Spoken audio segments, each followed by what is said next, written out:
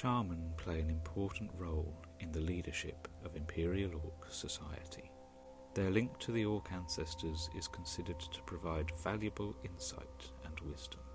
By tradition, Shaman are consulted by Imperial Orc senators, generals, and warlords before significant decisions are made, so that they can provide the ancestors' guidance. A warlord or similar individual might have a specific favoured shaman they regularly consult, but senators and generals are more likely to speak to all the shaman present. Individual orcs also seek out shaman for advice when they make important decisions, either to receive guidance in making up their minds or to see how the ancestors feel about the course of action they have decided on. I am Matt. This is the Orcs Planet, and today I am cracking open the Empire, not only with Sammy, but Andy is joining us today as well. And welcome to Cracking Open an Empire. This week we are back with Shaman, and like always, just before we get ready to crack open the Empire, it's time to crack open the beers. So if you will, grab your cold beverage and hang on, I'm gonna mess it up again like last time, aren't I? Okay. I was a bit premature. Yeah. Oh, it's a good sign. Right, so we're cracking open the Empire wiki page for Shaman. We are, and we've got a special guest. We do, someone who played a Shaman. An actual real life previously was a shaman. Who's that? Hi, Andy. Hello.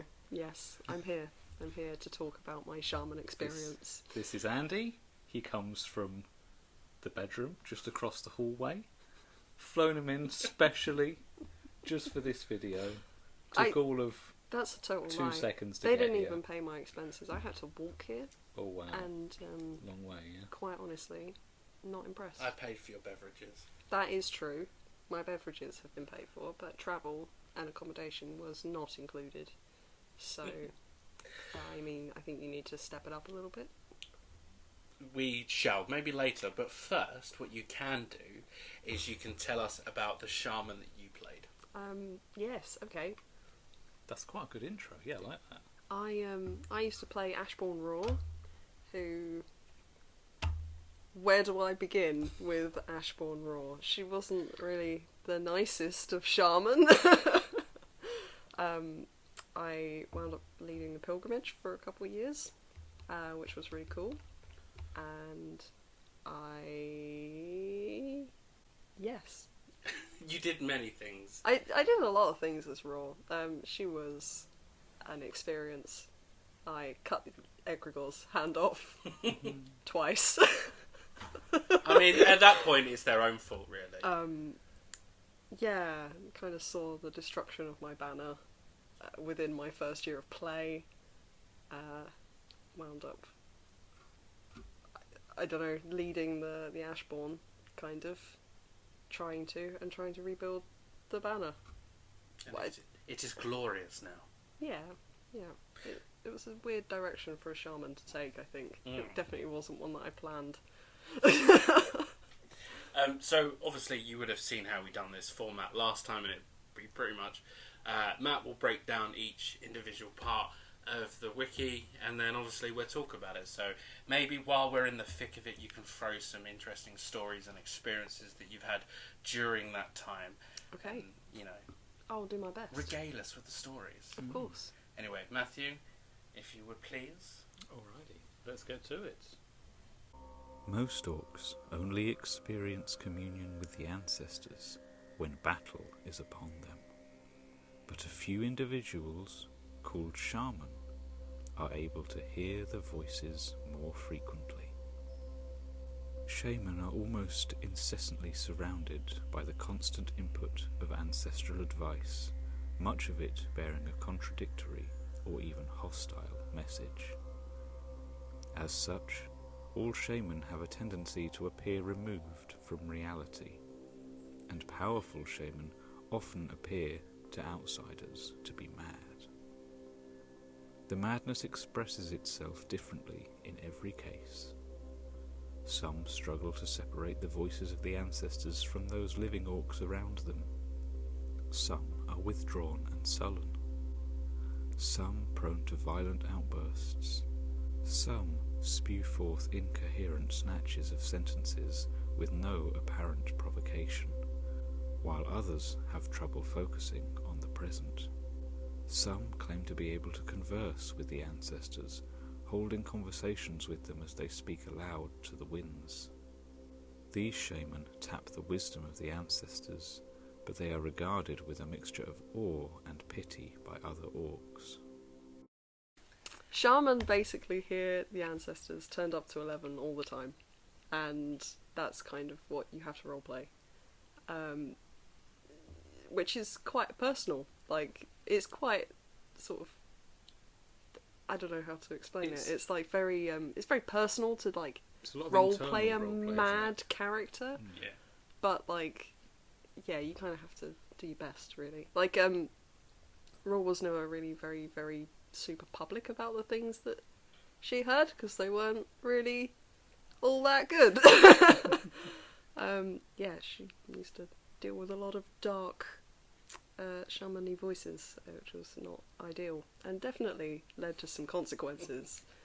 Yeah. I think every player kind of plays it slightly differently, because obviously this is just giving you basics for your interpretation, where one shaman will play it one way, another shaman will play the exact same thing, but their reactions and things like that will be different. Like with you, I remember there being a few times where I would see you, and it would just be kind of like you just kind of like crouch ever so slightly and like touch your head, and like there would be like some roleplay parts to it, and you could see that there was like a little thing. And I remember the first time I kind of like massively saw this. It was at my first event. It was where something had happened. I believe it was the Black Plateau or something along those lines. Oh. And it was turned up even higher. So it really kind of pushed that roleplay for that archetype to be like a little, like really hearing those. So it wasn't just 11, it was 12. Was that the Black Plateau situation, or was that the when Defiance got broken? I can't remember. I think Defiance was later, but either way, they both had pretty big significant consequences for those of an ancestral persuasion. Indeed. There we go. 2 3-syllable words. Very good. I'm good at talking. I'm very proud of you. It's nice to see like the range that, because obviously like there are very, very few instances where PD get involved with like what your shaman will be hearing. The obvious exception being pilgrimage, but we'll get into that later, I presume. Yeah. So like it's completely down to the character and the person role playing that character as to what sort of triggers they have and like tics and things like that. Like I tried to like include like almost like text for Raw to be like, don't fucking come near me. Pardon me. So you're allowed one. Oh, okay. Excellent. And we can still put a you- PG yeah. rating on it. You've used your one. Like I remember seeing you lose it as well. That was always because you played such kind of like a mellow character, and then suddenly when that switch was flipped, shall I say, there was that kind of like there's the real shaman right there. Like, so there's a little sentence where it says the madness expresses itself differently in every case. Some struggle to separate the voice of the ancestors from those living orcs around them. Do you think anyone ever plays a shaman at that level of... Yes. Yeah? Yeah, I do. Grud. Yeah, true. Okay. Vec. Yep. Is also like very otherworldly and not really. I mean, it works really well for Vec because they're very like disconnected. Yeah. And like, I don't know, they're not really... I don't know, they don't They're feel not like really they're a present part of the nation, right? We'll get to a bit that's almost that is like word for Yeah. word what the brief should be. But it's nice to know that like just through the first bit already, like we can see there's a lot more going on with Shaman than people think. And actually just like thinking over in our minds who the Shaman we have in the camp are, they're doing a really good job of portraying what we see written here. I think the like range, like I say, the range that you have is really interesting, and I think, oddly enough, I think the ones who are very obviously like there's something not quite right there are the ones that are honestly the least of your worries. Whereas I'm sure that the brief has changed slightly since when I started playing Raw, but Raw was very much an accepted part of the Orc community, and that kind of gave her a bit of power, which, you know, like I had a lot of people who would just come and listen to me and talk to me and accept my help and stuff, and it kind of put me in a really weird position where, like, I had this point where I could just turn and be really unpredictable and... I mean, you definitely stab were, our senator in the back, for example. You definitely were among the shaman that at Landsmeet, as soon as you started talking, everyone would stop. Yeah. And regardless of what you had to say, everyone would listen. Which 90% of the time was nonsense. I'm just going to put it out there. But that's the great thing, because that's exactly what it should be. And both of those things are supposed to happen. So the fact that they are, and we are able to enact the brief as it is, and actually, like what Sammy and I think found out as we're doing more and more of these, is people are a lot closer to the brief than they think they are, and that's really good. That shows how powerful the game is and how much people want to play it as written. I think it's quite difficult, especially with the shaman brief in particular, to say that person isn't following it, that person is, because like a lot of the, like you said earlier, a lot of the shaman roleplay is kind of internalized, and like you don't know what that shaman's viewpoints on the world are. Yeah, definitely. Especially like Raw used to lie a lot, like, and only one person actually caught me doing it, and I mean, we have to point out here, lying is one of the biggest superpowers you can have at Empire. True. People will believe in a fantasy world that you live in. Yeah. People will believe a lot of things that you say. There was a few characters who really like kind of knew what Raw was about, and there was quite a few other people who very much like fit into the other category of kind of like, oh, you could really help us out, and just going to lead them down a dark path. Yeah. It is not unknown for the shaman to call the legion together and recite tales of great battles, or conjure stories of future victories which could happen. Heavy drumbeats and ceremonial pit fights are used to stir the blood of the legion to help make them receptive to the voices of their ancestors. If successful, these ceremonies often open the ears of the orcs to the words of the ancestors, allowing them to guide the thoughts of the legion and stand shoulder to shoulder with their living sons and daughters. Shaman have an important political role in Imperial Orc society, as leaders will usually consult them to hear the words of the ancestors before deciding on important matters.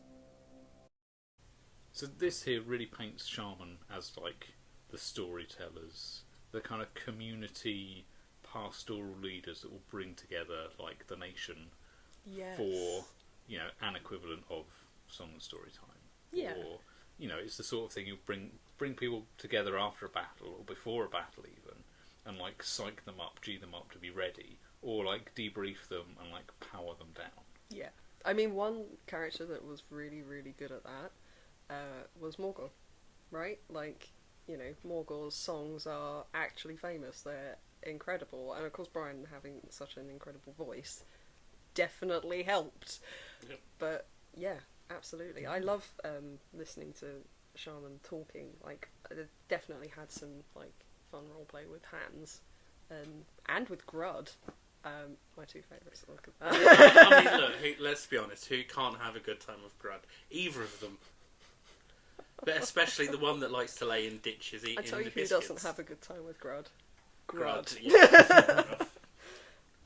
Yeah. It's... Is this the sort of thing that happens, would you say? Is there room for more of this in the nation? Have you taken counsel to decide the plan of attack? Have you been that person? Imparted knowledge? Not exactly. Okay. I don't think. It's kind of difficult to say without like giving things away. Oh, if you can't say, then obviously, if you feel it's too game breaking, obviously don't say anything. I've had characters come to me and like, especially in the Orc Nation, and like we've discussed their problems, right? Like at the lowest sort of level of it, like yes, but like I say, like Raw was definitely kind of borderline, very unpredictable with what she would do, and it wasn't always for the best. And like there are other things that I've not yet, well, I didn't manage to do with Raw that I would have liked to have done. One of which was trying to push people towards becoming shaman, kind of. Yes, I don't know. So you're a pusher then. Get that sweet, sweet shaman lifestyle. Get the madness. I suppose it was more a case of like, Raw was quite good at recognising someone who's good at this thing and should be encouraged, which I actually had a lot more with people outside of the nation than inside the nation. Yeah. But I definitely had like characters that I had earmarked and been like, okay, this is my goal. I'm going to do this, and then just haven't really gotten around to it before I've retired her. But whatever. Is what it is. Who knows what will happen? I know, right? I don't. Shaman are commonly magicians, apothecaries, or occasionally artisans, but no particular skills or abilities are required. While any character can be a shaman, it is rare for shaman to be warriors. If you are interested in a character who combines combat skills with a religious role, you might enjoy playing a pit fighter. As mentioned in that section, a shaman and pit fighter makes a good two-person combination, with the two character types complementing each other and allowing for fun ancestor-themed interactions. Shaman make good ritual magicians. Orc ritual magic often focuses around contacting ancestors, a role that is well suited to shamanic role-playing. In addition, the fetishes favoured by Orc ritual magicians can be a useful way to let other Orcs know you are a shaman. So I didn't have as much dealing with the pit fighters as perhaps I would have liked. We said this last time, didn't we? Russ was one of the only people who ever approached Raw as like for guidance outside of the pit. Mm. I feel like I might have let Lucas down a little bit with that interaction, though, to be completely honest. But the ritual magic stuff, I think, ties in really well with Shaman because, you know, it's kind of this sort of otherworldly connection to the realms, right? And with humans and stuff, having a connection to the realms gives them lineage. So it kind of stands to reason that it would affect orcs differently. Yeah, definitely. Which I think is quite a cool thing that a lot of the shaman who are in play are also ritual magicians or battle mages, right? So that's what I was going to ask. Like the first line obviously says no particular skills or abilities are required. Like I believe shaman is the sort of thing that you're not born into. Like your character isn't necessarily going to be a shaman archetype their whole life, but it is the sort of thing that you can grow into and develop if you pursue our more sort of spiritual side as orcs. Like I think it's potentially something that could be open to everyone. but it is only something that's going to attract like a certain few.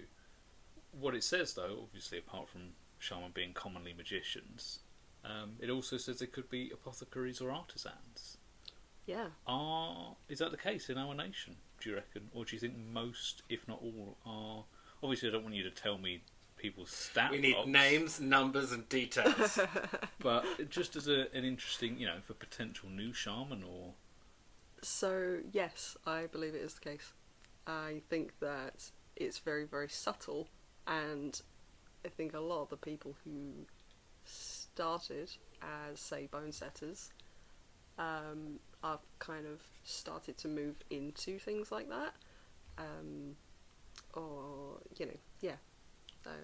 Yes, it's the short answer. Yes, I do. They're just being undercover. They're being discreet about it. It's very, very much more common that you'll find shaman that are magic related, though, I think. Yeah. Unless they're doing just a really bang-up job of keeping it under covers. But yes. More...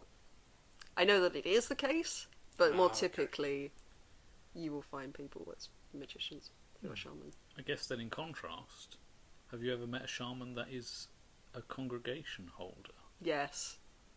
And how awful are they? Whoa, No. I feel like there's some secret stuff going on here. There is some secret stuff going on there, I'm afraid. So to me and all the people listening to this, is just... You're keeping us out. They're everywhere. I mean, I meant awful in a good way, just so that our viewers not like... I mean, I'm with... How terrifyingly powerful. But for a very fraction of a second, and I can talk about this, I almost approached Snark as being one of the people to, discuss Ancestors with. Because Snark was very, very vocal on the way. And, when he did preach about Ancestors, like Thrace, wow, just incredible. And the sway that he had in a certain scene really was This is something cool. wow, yeah, very, very cool. And that was one of the things that I was kind of hinting at earlier as someone that I was going to possibly drag along the descent to madness. Oh, okay. And then you decided to both leave. And then we both decided to leave, Yeah. and we're going to have a much better time. Oh! I think I will probably come back and play another shaman later on down the line. Well, do you know what? Maybe we don't want you anymore. Oh. Yeah, that's Oh, right. You alright leave then. us for another nation, we might not want you anymore. Yeah. Alright, high We're guard gonna- it is then. See you later. We're going to change the YouTube name. Wait, We're gonna... whoa. The nation's planet. Nah, that's Oh. rubbish. A shaman is almost never a warlord. It is better to create a shaman character if you enjoy role-playing a character that is able to go anywhere and speak to anyone, but are comfortable with your words being ignored. Shaman are inherently mystical characters. They are a good choice if you like playing characters that are mysterious, quixotic, or otherworldly. You should assume that you will always be deciding for yourself what words or advice the ancestors have given you. It will be extremely rare for a referee to stop and tell you what an ancestor is saying. For this reason, it is a good idea to spend some time thinking about one or more ancestors whose voices your character commonly hears. Some of these may be Imperial Orcs, a former friend, or a notable relative who has now died. But at least one should be a barbarian ancestor, or an ancestor from the time when orcs were slaves.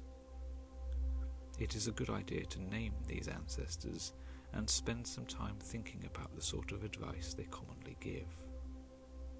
This will make it easier to be spontaneous about passing on their words of advice to others. Right, so Let's so discuss. Let's get this out in the open. Yeah. So bear in mind, I am not, should we say, savvy with the wiki as much as you guys are. But when the the first episode kind of picked up a little bit well and is very well received, I was like, right, okay, I better start reading. And then Matt had said, oh yeah, we're going to do Shaman. So I was like, right, okay, I'm going to go read. So I read all of this, and the first thing that I came in, I was like, you're not playing to brief. You played the brief wrong. You're not warlords aren't supposed to be shaman. And you were just like, well, it wasn't like that before. So I felt so smug at that point. Yeah, you're never going to let me live this down, are you? But I would like to point out right now that Raw was not warlord by choice. At all. Very important. There was once a point in time where the rest of the banner died. And it was just Raw. So, what else Warlord was I by supposed to do? Warlord by default, yeah. Yeah. I mean, she didn't have to become warlord, but it was a case of like, okay, so now the goal is to regrow the banner. Yeah. I can't really put someone else in charge of the banner that I'm the sole survivor of. Yeah. Do you know what I mean? So in all fairness to you, I felt, over the time that I played Empire, you did play Warlord slightly different to everyone else. Do you think? Yeah. You definitely played like the pastoral kind of guiding arm. Like you definitely, I would say, you sacrificed your event for the good of the rest of your band. Yeah, it was all, Okay. you were the invisible hand a lot of the time, like just guiding people to where they should have been rather than, What they actually wanted to do? Unlimited power. No, and it's not any, shade on anyone else saying the way they play Warlord is wrong. I just think that you played it different to every other Warlord that's there. Yeah. You did, Which is a good thing if you're a shaman, I think. Yeah, I think so too. But, I kind of remember reading a long time ago that, shaman are off... I remember reading this, and then it seemed to change, that shaman were leaders? Or, shaman have always generally, been in the... looked up to as leaders. They've always been on the leadership page of the wiki. Hence getting characters like Morgor, right? Who, he's a general, also a shaman. I think, they've always been on that leadership page, and they've always been, once you become like a venerable shaman that people respect, you are looked at to in some form of leadership, because either the advice you give may be incoherent, but actually it's paid off more than 50% of the time, so it's probably going to be something good that you say, even if Or it's it could be complete utter trash. nonsense. But also, and I think it comes, if it hasn't come to it later, I'll say it now anyway, people come to shaman for advice on big decisions. So the leaders of the nation will come to shaman, or the group of shaman, or their personal shaman, to get like a second opinion. So even though they may not lead themselves and be like the actual out and proud warlord that leads from the front, they are the one that people come back to and be like, look, can I just check with you, is this a stupid idea? Is this something that is going to get us all killed? Like, what do you think? And actually, I think that in itself is kind of a level of like leadership respect. Yes, yeah, very much so. But I think Raw is definitely the prime example as to why the warlord should not be a shaman. Especially when your own banner, naming no names, basically put you above the law. Was it Sammy? No. Oh. It was not. Why do you always look at me for doing the wrong things? It was a good time. Yeah. I'm not going to name names, but they know who they are, and they definitely did some things.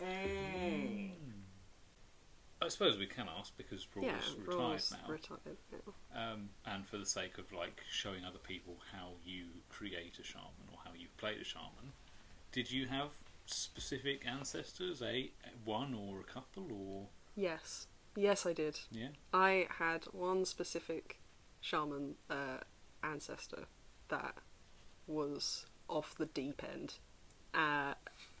very much inspired by you know Cloud Atlas. You know the film Cloud Atlas. That one film that we've seen that no one else seems to have seen. I've seen it as well. I thought it was amazing. I love this film so much. Anyway, there's in the future setting, but they're really far in the future setting. Oh my god, did you hear old Georgie? Yes, there's a character called Old Georgie who's a hallucination. He's like Hugo Weaving in what's that guy from the Mighty Boosh? The Hitcher. Yes, he's like a cross between Hugo Weaving as Noel Fielding, as the Hitcher, as a Druge inside Raw's head. Yes. Amazing. So Old Georgie was like in Cloud Atlas is a hallucination that one of the characters is trying to avoid at all costs, and basically sort of resembles like anxiety and panic and all these hateful emotions and stuff, and I used that as inspiration for Raw's Ancestor, like that she heard deep down. So Old Georgie was a old Drugie. I called the Ancestor Old Gorgie, right? And Old Gorgie was basically like an old shaman that Raw knew when she was a kid. Oh, so they were Imperial? Yes, Ooh. barely. I was going to say that would be barely. Definitely scraping by. Definitely on a slave. Coattails. Moved over.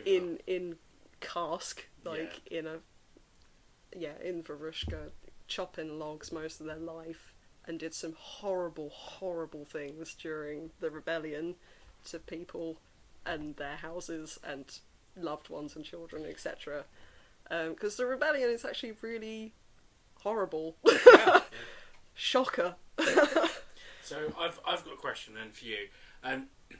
So anyone thinking about playing shaman and things like that, is there any like somewhat anxiety or kind of pressure to create like an ancestor in your mind that keeps with everything? Because I can imagine, like for myself going into it, I'd be like, oh, okay, well I want to hear this type of person and doing this type of thing, but oh, what if it doesn't connect? What if I'm doing this wrong? Is there any kind of guideline that you would say this helps people, or this is kind of like a way to go about it? I don't understand what your question is. I'm sorry. So you just gone, how?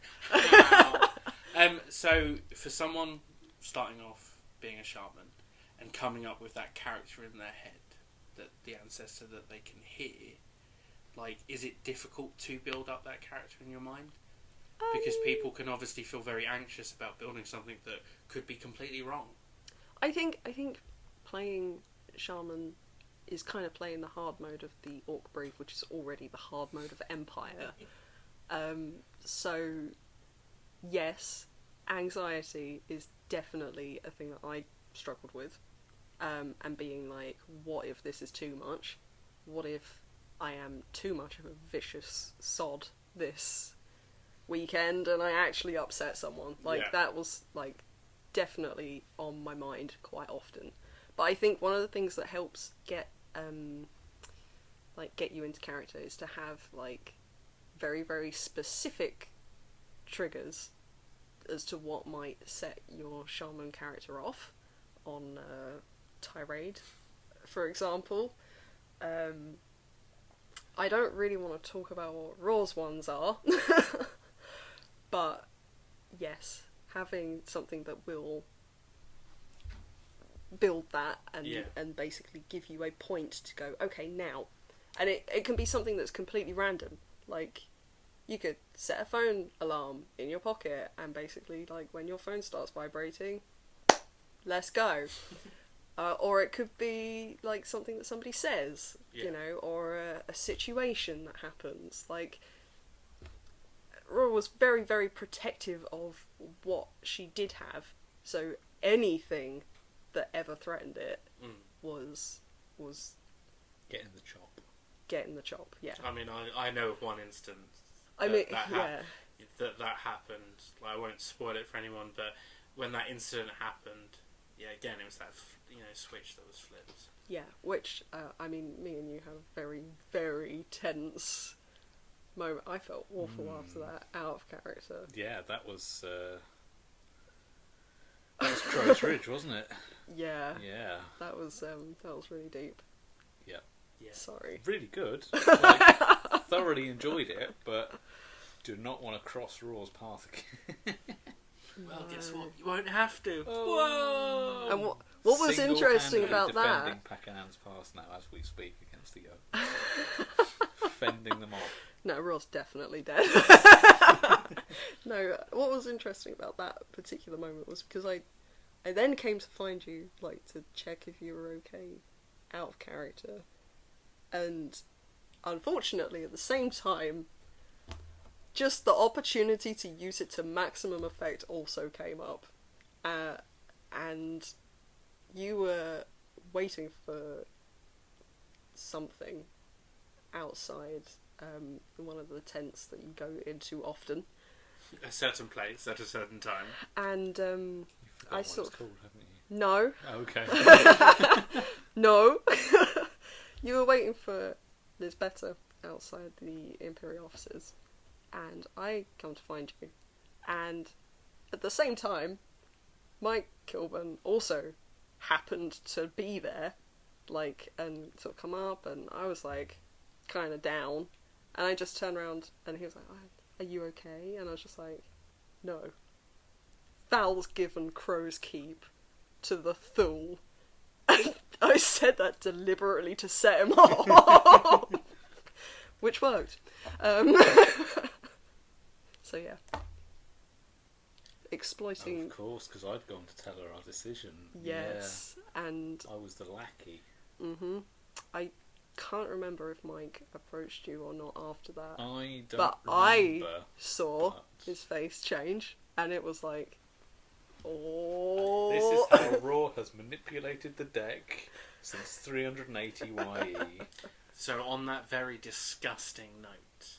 Yes. That Matt had done to us, I think we should move on to the next section. It's fine. It's actually the other Matt that gave away Crow's Ridge, so I'm just going to put that out there for legal reasons. Then what we're I moving on very there's something even funnier about that whole situation, but...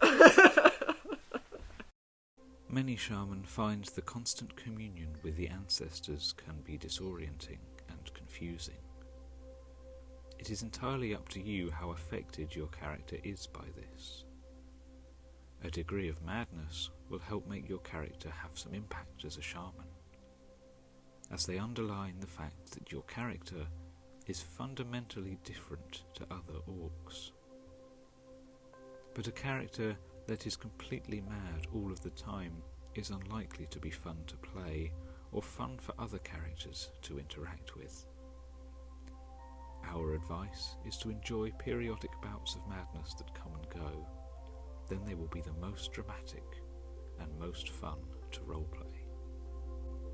Shaman can be very influential in Imperial Orc society, as they are a conduit for the wisdom and strength of the ancestors. Generals and warlords and other important orcs are encouraged to consult with the shamans regularly so that you can pass on the advice of the ancestors.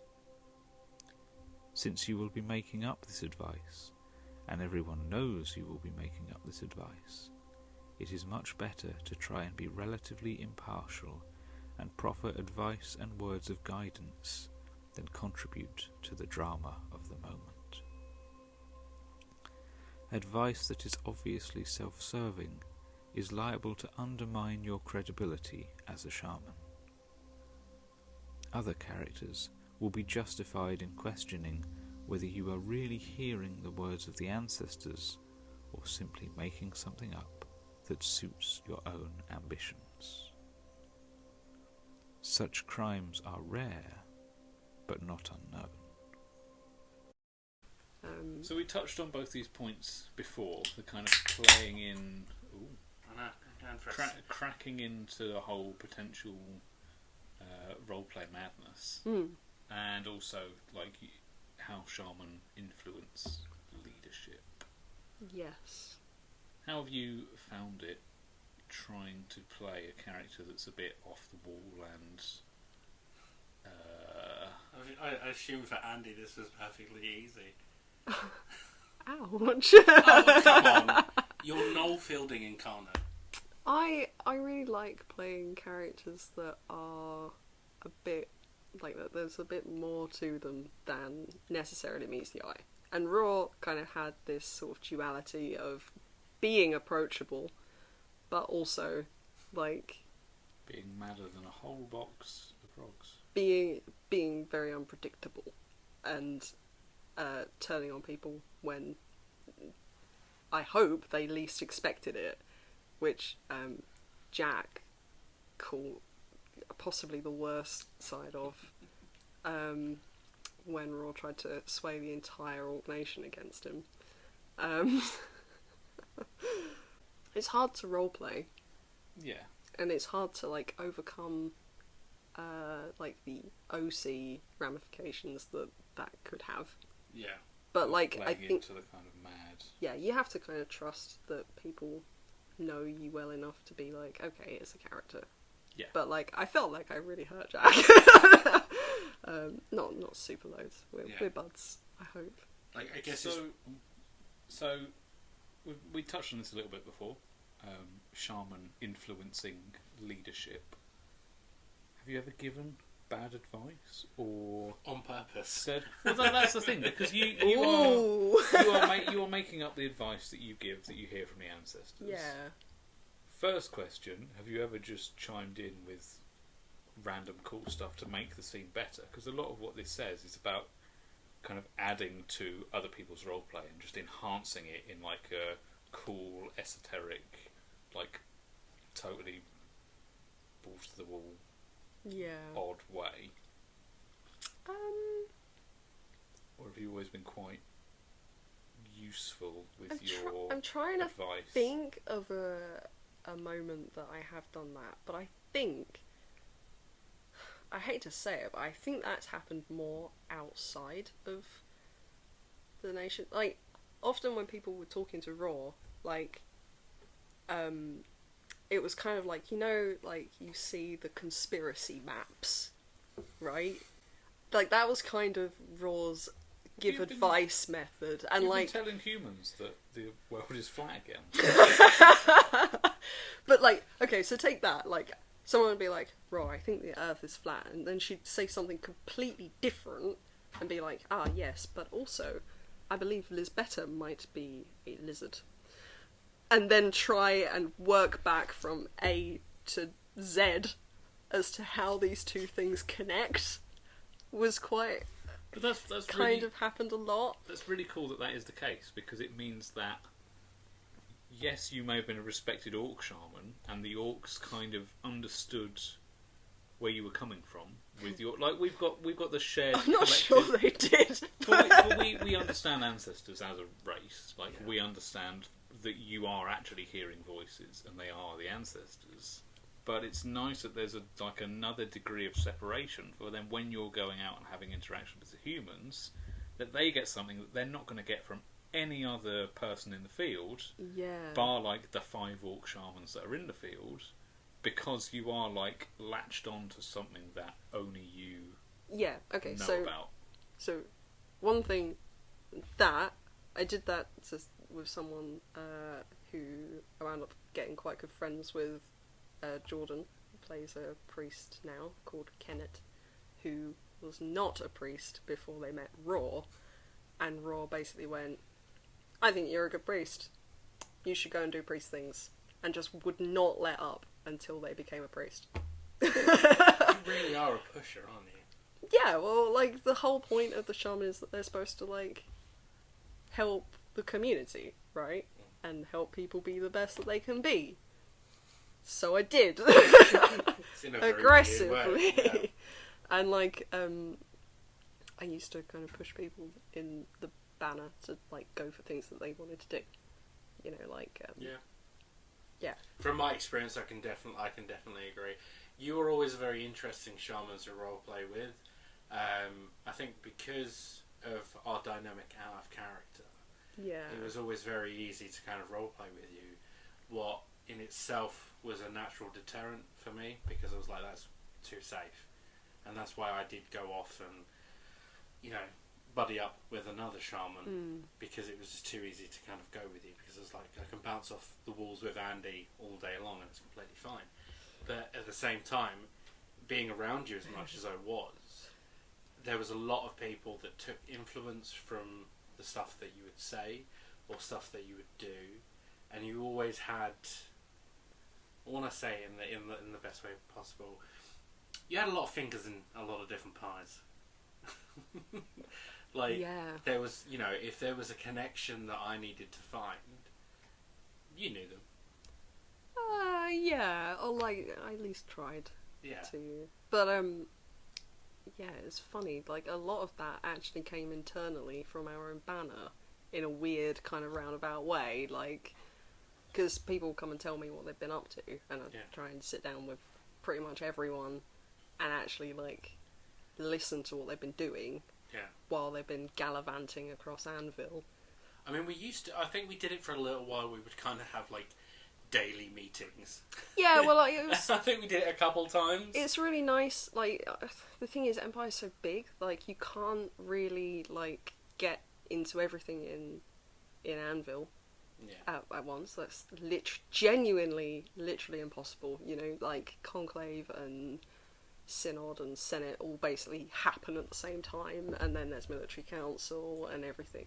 So, like, just having, like, getting to know what people in your own banner were doing, and people that they were talking to, and people that they needed to find, and stuff like that, was really handy for, like, pointing other people at directions and stuff. I mean, I'm just going to put this out there, that our banner was full of some very individual cats. Yeah, the only real thing that united us was automagic, except for you. Well, I like to think that I was the dark horse. Rogue element. I was the rogue element to the Ashbourne. The dark horse. Exactly. Of the Ashbourne. But I would love how there was. Do you know what? I think I've mentioned this before, but it was one of my most favourite experiences of a certain individual member of our banner losing something. And instead of going to tell Raw, they come to tell me, because they were so afraid of what Raw might do, that they were just like, "Oh no, we'll tell Bull, because then Bull can tell Raw, and then Bull can take the fall, and Bull will somehow smooth it out because it's fine, and that's what he can do." And it was just, that's so funny. I'm sorry. I still laugh about that. Actually, that is genuinely the best story. Like Raw cares. Don't worry if other characters ignore your advice. The ancestors you are hearing may not understand the Imperial Orcs, so other Orcs have carte blanche to ignore your words if they feel they won't help. If you want to play a character that gives orders and has them followed, you would be better playing a warlord than a shaman. However, don't feel you have to wait to be asked for the words of the ancestors. You can hear the words of the ancestors whenever you want, so feel free to pass on the things they say to others whenever you feel like it. Shaman are meant to be quirky and unpredictable. They are not entirely of this world. Offering unsolicited advice can be part of what gives the shaman their otherworldly air. There is never any purpose in asking a referee what the ancestors say.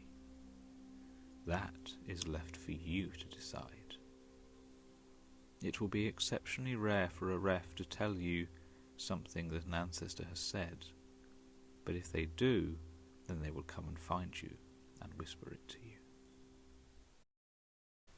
I never really wound up giving, like, unsolicited advice, I don't feel. Like, I didn't often just be like, this! Like, it was always connected in some way to the thing, even though, like, Raw's idea of it being connected was this conspiracy map of nonsense that, like, didn't always 100% make sense to other people. But I never really just kind of just went, there you go. Did you find it that orcs wouldn't listen to you, or just ignore what you were saying, or is everyone generally good at, like, at least respecting the character enough to kind of hear them out. And I mean, you're making a face, so I'm going to say that's not the case. So, no, for the most part, people did listen to Raw. The exceptions to that rule, I would probably say, was Zerk. Yeah. Who did not get along with Raw one iota. I wonder why. With poaching some of this banner might have been something to do with Look, that. it was an upgrade. I was trying to say from the very beginning, it's an upgrade. And Snark also did not really enjoy Raw's company very much. And thus kind of disregarded pretty much everything that come out of the mouth. Even when it was actually good. Yeah. And not Because in just... his mind it was just... It was just shaman crap, Yeah. basically. And Grauker. Who, yeah, probably didn't really listen to an awful lot of Raw's stuff. But that's okay. Like, you know, like you say, it's kind of to be expected. Yeah. I think what's more worrying is the people who did listen to Raw. I mean, I turned out alright. If you feel the need to say that, Sammy, There's something I hate to probably break wrong. it to you, but you didn't turn out alright. No, I'll go sulk in the pit. Go on, off you go. Yeah. So- it was kind of... Yeah, sorry, I don't know. So to sort of to finish up now, I suppose, to come slowly to an end, our 15-minute finales, as they usually end up being. Do I get to ask my question now? Yeah, I was leading Matt was into building that. it up. Was you building into it? I was building in to, like, introduce you back into the game. Like, we've not heard from Sammy in the last 10 minutes. What have you got to say? So, Indeed. Andy, Yes, Sammy. in your time as playing a shaman. Yes. Do you want to do this properly? Okay, yeah, sure. So, as your time playing a shaman, what was the pinnacle? What was your favourite moment of playing that archetype? That's such a hard question. I mean, I know my moment for like. I've probably got as several. you as that archetype. And that, Really? Yeah. That. So you playing that archetype, favourite moment, just because it was so cinematic and very weird, was the last pilgrimage we did. Oh, okay. Look, you can't have that one because that is going to be one of mine. You can both have the same No, one. we're not allowed. Oh, we're not. Not Okay. ever. My favourite moment was making sure that your dress didn't catch fire. when you'd put a load of candles in the pit and you were swishing around and I was on the sidelines waiting to stamp out the fires if your dress got on fire. That was funny. My peripheral vision as Raw was very poor. Yeah. I made sure that there was, because at the back of the pit there's a bit that you can kind of get in quickly.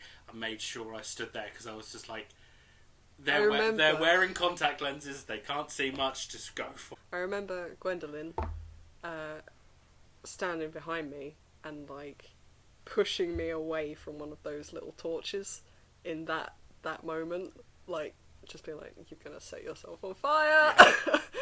Chain them all will go up. It is mostly nylon. So yes, that was a good time. I think doing stuff like that, like big public kind of displays, really was something that I enjoyed doing a lot. Like, it was hard for me. Like, I definitely got a lot of stage fright, like, to overcome. But it never appeared that way. I will say that for your credit, as much as I hate to give you credit for anything. Anything ever, not allowed. Yeah, like you generally did not appear that way. Towards the kind of end of playing Raw, I felt very like I was unavailable at the autumn equinoxes because I had such a massive thing to do that I was Your like, whole event revolved around pilgrimage. I didn't it, basically just worried about it until like it was time to go, right? Yeah. Which doesn't mean that I didn't enjoy it. It just meant that I was kind of a little bit more taken out than usual.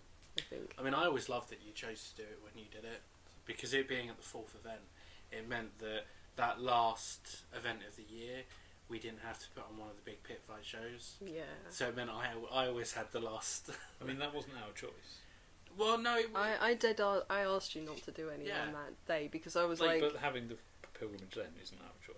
No, but it was that thing of kind of like, we know that's going to be at E4, so it means that I need to get all of my stuff in early in the year, so it means that last event I can just put my feet up and relax. Yeah, I was just anxious about it. I was like, if I give myself too much to do, I won't be able to basically plan for what I want to do in my brain space and be able to pull it off. Yeah, which kind of did happen once, but I'm not going to go into that. I mean, the first time I spoke at Conclave was horrendous. I was so nervous about it that I never ever did it again. And I have no intention of ever doing it again. It's horrible. And they weren't even nasty to me. And they usually tear each other to pieces. But yeah, I was just so nervous. Other favourite moments I have, any conversation with another shaman has been, like, peak. Especially with Raikana, because Alex kind of approached being a shaman from a very priestly background, and being a congregation holder and stuff. It was very, very... It was kind of like out of character wisdom. Yeah. Most of the time, but Alex is really good at it, and like I think if anyone has the time to go and talk to Raikana about shaman stuff, because it's all priest stuff, equal measure.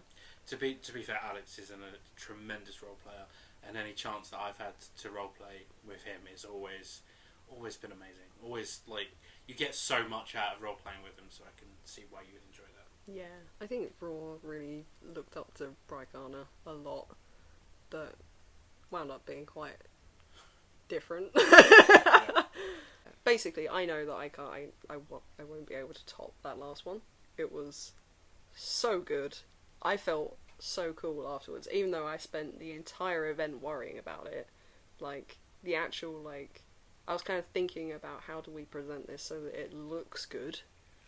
And, like, I put Chain No More on a massive banner pole, and, like, waved it around, going through Anvil towards the Sentinel Gate, so we could go through it and stuff.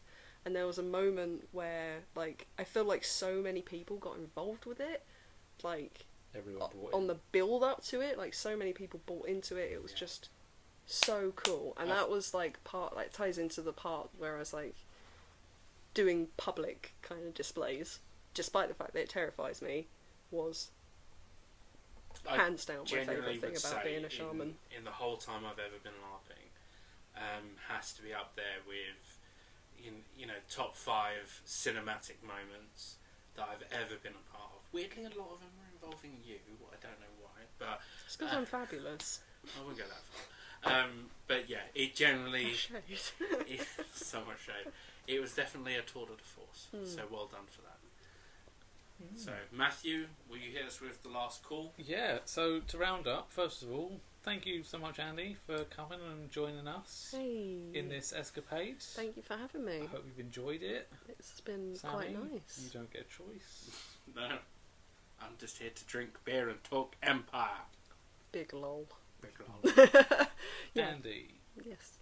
what would your one piece of advice to a brand new shaman or an orc who is looking at becoming a shaman be? Ooh. Either to like get them involved or to give them something to think about. Do not hold back. And speak your character's mind, right? Like, those are my two top 4. That's 2 things, not 4 things. I went to school, okay? I remember my first beer. Shut up. Yeah. Don't hold back and speak your character's mind. And, like, have actual, like, take a stand against stuff that you don't believe in. Like, there's a lot of people who will sit on the fence at Empire, I think.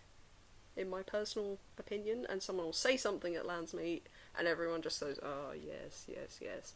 Or, this is the way it's always been done, so it can't be changed, is nonsense. Like, it aggravates me quite a bit that people are like, well, you know, I have to contest this. It's like, yes, okay, maybe it should be contested, but do you really need to? You don't want it. So, Yeah. why? But, yes, have viewpoint. Oh, sorry, I've rambled a bit there. Fine. Have a viewpoint, speak your mind, and don't hold back. There you go. And don't let anyone say you can't be you. Yeah. Yeah, just roleplay. You have to love yourself before you can love anyone else. If you can't love yourself, how the hell are you going to love somebody else? Can I get an amen? Amen! So thanks again, Andy, for joining us. Thank you for having me. That's all right. It's been really nice. You know, maybe we'll see you around the flat sometime. Yeah, soon, I'm going to maybe. start the arduous journey back to the bedroom. Well, I hope you have a good journey home. Just saying, travel next time. Okay. Alright? Make sure you don't drive because you have been drinking. True. So, yeah, I mean, we probably should say, please drink responsibly. Responsibly. Yeah. Thank you very much, everyone, for joining us. Crack open the Empire. We'll do this again sometime. Hell yeah. I hope you've enjoyed. See you all again soon. Very nice. Bye. Goodbye, everybody. Bye.